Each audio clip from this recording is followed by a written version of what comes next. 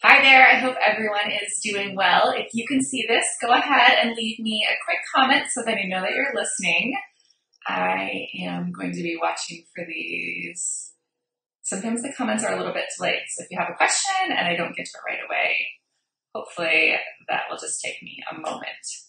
So today we are going to be talking about a capsule wardrobe. And this is something that I think sounds a lot more complicated than it is. And I know that when I first started out that I thought it was very intimidating. And once I got started, I realized it actually is pretty simple. So getting started is part of the battle though. So that's what I'm talking about today, especially if you're not particularly into fashion or interested in fashion. And I know that I wasn't, and I probably wouldn't even say that I am now, but I'm conscious of the fact that I like to look put together, and I like to look cute, and I like to be comfortable. Before I started a capsule wardrobe, I bought very randomly. I would grab things. I shopped a lot on clearance racks and at TJ Maxx and Marshalls and those kind of stores. And one of the first tips that I have for you today is to be conscientious of the fact that when you're shopping in those ways for clearance clothing, it's usually stuff that nobody else wanted, stuff that sat on the racks. Even if it looks cute, you might try it on and find that it fits really weird or it just isn't flattering. There's a reason that that stuff has been sitting around for a long time. I would almost prefer to buy secondhand clothing as opposed to clearance clothing now, because I find that that stuff has actually been used and loved and then rehomed.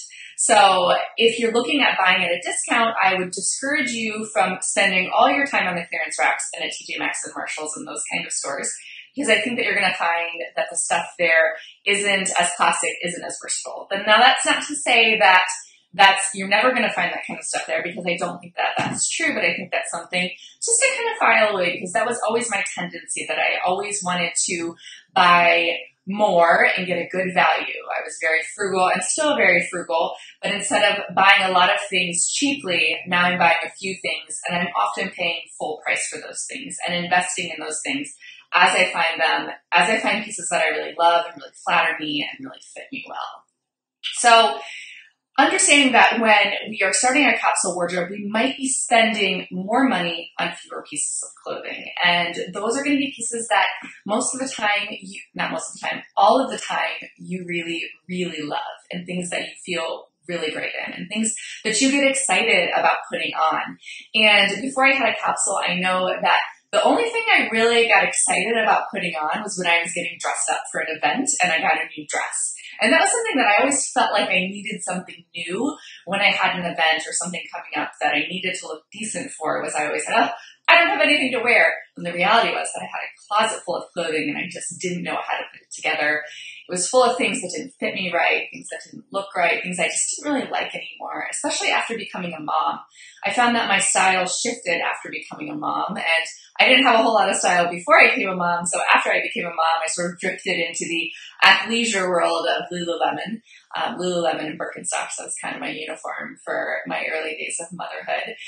So I found a lot of the things that were in my closet from my pre-motherhood days were actually things that were just things I can gravitate towards, like strapless dresses, for example.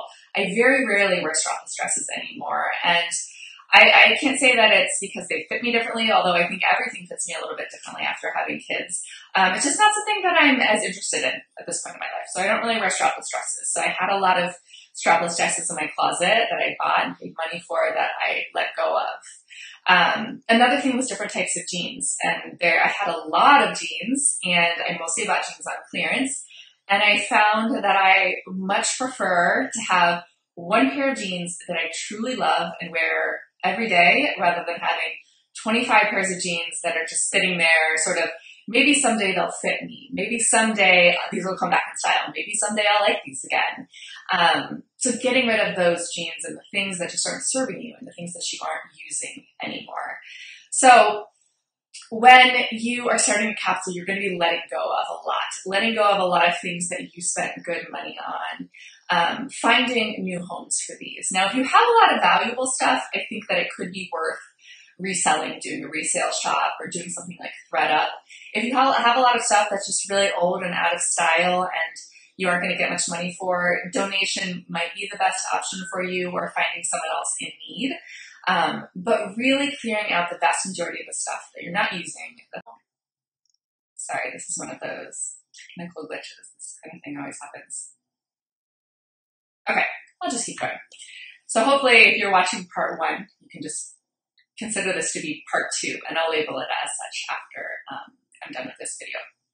So now I completely lost my train of thought. So before I had a capsule wardrobe, I would go through my closet one piece at a time saying keep or leave it, and I would always justify leaving those pieces in my closet. So starting fresh and cleaning everything out is my suggestion, and then putting them back in after you're done, one by one, choosing things that you really love and things that really fit you well that exist in your current wardrobe and adding those things back in.